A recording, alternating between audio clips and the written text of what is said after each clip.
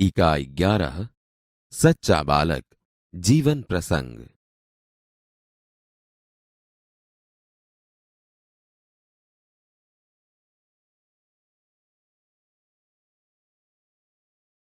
बाल दोस्तों, इकाई को सुनिए। इस जीवन प्रसंग में सच्चाई का महत्व बताया गया है। जीवन में चाहे कितनी भी मुश्किलें आएं, लेकिन जो मनुष्य अपने आदर्शों को छोड़ता नहीं है, वही महान बनता है। एक समय की बात है। एक लंबा काफिला बगदाद की ओर जा रहा था। रास्ते में उस पर डाकू टूट पड़े और लूटमार करने लगे। उस काफिले में एक 9 वर्ष का बालक था। वह एक ओर चुपचाप खड़ा रहकर इस लूटमार को देख रहा था। एक डाकू की नजर उस लड़के पर पड़ी।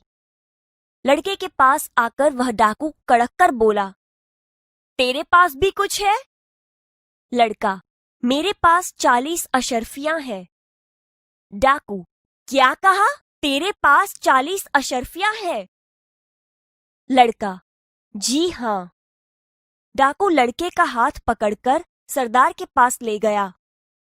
उसने अपने सरदार से कहा, यह लड़का अपने पास 40 अशर्फियां बताता है। सरदार, तेरी अशर्फियां कहाँ हैं?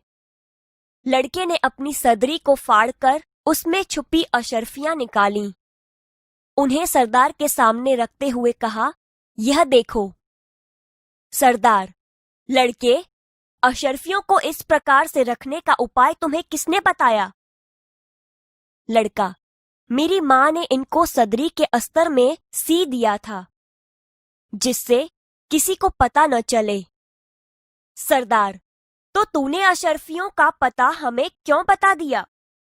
लड़का, मैं झूठ कैसे बोलता? मेरी मां ने कहा था, बेटा, सदैव सच बोलना, झूठ बोलना पाप है। सरदार, यह छोटा बच्चा अपनी मां का इतना कहना मानता है कि ऐसे संकट में भी झूठ नहीं बोला। हम लोग बड़े होकर भी ईश्वर के बताए नेक रास्ते पर नहीं चलते और लूटमार करते रहते हैं। सब डाकू, सरदार, बात तो ठीक है। सरदार, इनका लुटा हुआ सामान इन्हें वापस कर दो।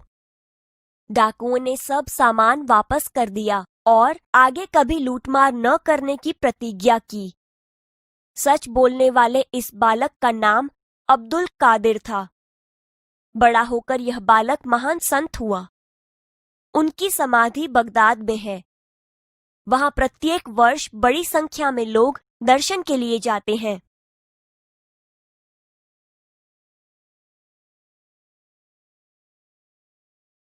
एक समय की बात है। एक लंबा काफिला बगदाद की ओर जा रहा था। रास्ते में उस पर डाकू टूट पड़े और लूटमार करने लगे।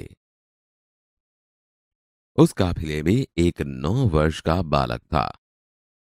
वह एक ओर चुपचाप खड़ा रहकर इस लूटमार को देख रहा था। एक डाकू की नजर उस लड़के पर पड़ी। तेरे पास भी कुछ है? मेरे पास 40 अशर्फियां हैं। क्या कहा? तेरे पास 40 अशर्फियां हैं? जी हाँ। डाकू लड़के का हाथ पकड़कर सरदार के पास ले गया। उसने अपने सरदार से कहा, यह लड़का अपने पास 40 अशर्फियां बताता है। तेरी अशर्फियां कहां है? लड़के ने अपनी सदरी को फाड़कर उसमें छुपी अशरफियां निकाली। उन्हें सरदार के सामने रखते हुए कहा, यह देखो। लड़के, अशरफियों को इस प्रकार से रखने का उपाय तुम्हें किसने बताया? मेरी माँ ने इनको सदरी के अस्तर में सी दिया था, जिससे किसी को पता न चले।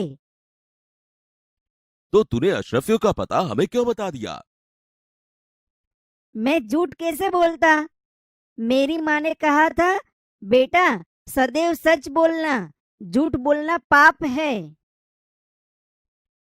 यह छोटा बच्चा अपनी मां का इतना कहना मानता है कि ऐसे संकट में भी झूठ नहीं बोला।